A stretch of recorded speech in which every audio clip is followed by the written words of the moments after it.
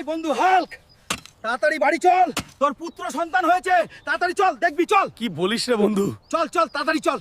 এই হাল্ক, তোর ছেলে হয়েছে, আমাদেরকে মিষ্টি খাওয়াবি না? আচ্ছা ঠিক আছে, আমার ছেলেকে একটু দেখি, তোমাদেরকে মিষ্টি কিনে খাইয়ে দিচ্ছি। ছিলাম কি দোকানদার, আমার কাছে এখন টাকা পয়সা নেই, আমাকে 20 কিলো মিষ্টি দিতে পারবে রে? এই ভিখারির বাচ্চা, তোর কাছে টাকা নেই, তুই মিষ্টি কিনতে এসেছিস? চল ভাগ রে। কে এত বড় অপমান করলো রে? আমি তো একটা বড় আলু চাষি রে। দাঁড়া, সুযোগ আসুক রে, ওর মিষ্টি দোকান আমি পদে ঢুকাবো রে। উত্তর পাড়ার ডিলিয়ার কানার বাবার দাঁতে টিউমার রে। ভ্যালোরের ডাক্তার বলেছে রে, এই টিউমার কোনো ওষুধে সারবে না। বাঘের দুধ খাওয়াতে হবে রে। যে বাঘের দুধ এনে দিতে পারবে রে, আগে 4 কোটি টাকা দেয়া হইবে রে। এই তো সুযোগে রে। কোথায় বাঘ পাইবো রে?